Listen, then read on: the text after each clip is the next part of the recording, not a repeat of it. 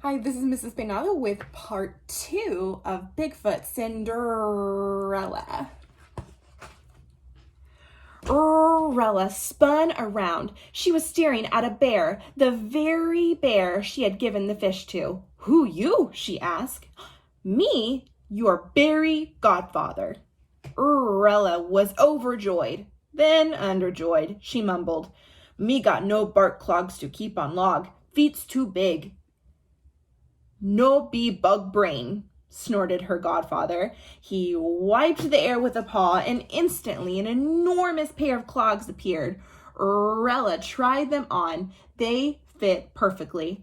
Then the grizzly waved a paw over her, and poof! The wild flowers she wore were dust. He patted and matted her fur, and it tangled like the very forest floor. She boomed, "Thanks," and gave him a crunching hug. "Be back sundown," he warned, "or you'll be like sisters make you, no furry and smelly, but plenty flowery." Rella wasn't worried. She had lots of time. She skipped off, shaking the whole forest as she went. At the Fun Fest, there were Bigfoot women from every clan. The games had begun. One by one, the women leaped onto a log where the prince crouched, ready. One by one, he dumped them into the water. Rella's stepsisters hated games, but to catch the prince, they'd do anything, even give logs a twirl. And they hoped a good drenching might even wash off his stench, but they never got the chance. When their turn came, the prince saw their wildflower chains and glowered. He tossed them in the water, snarling, "No pick flowers." The day grew late. Everyone had tried to win. Everyone had failed.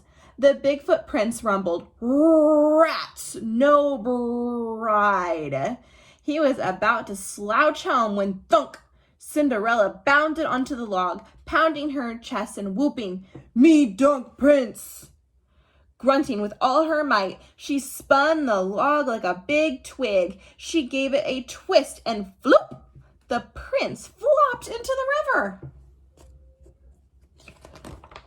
There was a stunned silence. The Bigfoots were slow-witted, so it took them a while to figure out what happened. When at last they began to chant, "Bride, bride, bride," the sun was setting. Rella saw that and rushed into the dense trees, shrieking, "Eek!" just as her matted fur went sleek and wildflowers began to sprout. The prince lurched from the water, dripping and crushed. His dream woman, shaggy as the forest floor, smelly as a fish, and strong, was gone. Scratching his craggy head, he slumped down on a boulder. "Drat, drat, drat!" He gnashed his mossy teeth. "Where'd my stinky beauty go?" Then he saw one big bark clog. Hers. Now perhaps he could find his princess. The prince shuffled from snag to snag, cave to cave, lugging the lost clog. But though all the Bigfoot women tried it on, it was too large for anyone.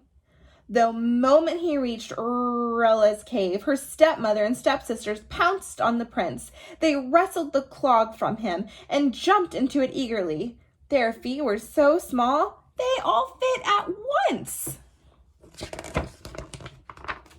Then Rella bounded up, yelling, "Me try, me try, me, me, me." She did, and her foot fit like the clog, like a seed in a pod. When she pulled out its mate, the Bigfoot prince knew he'd found his bride.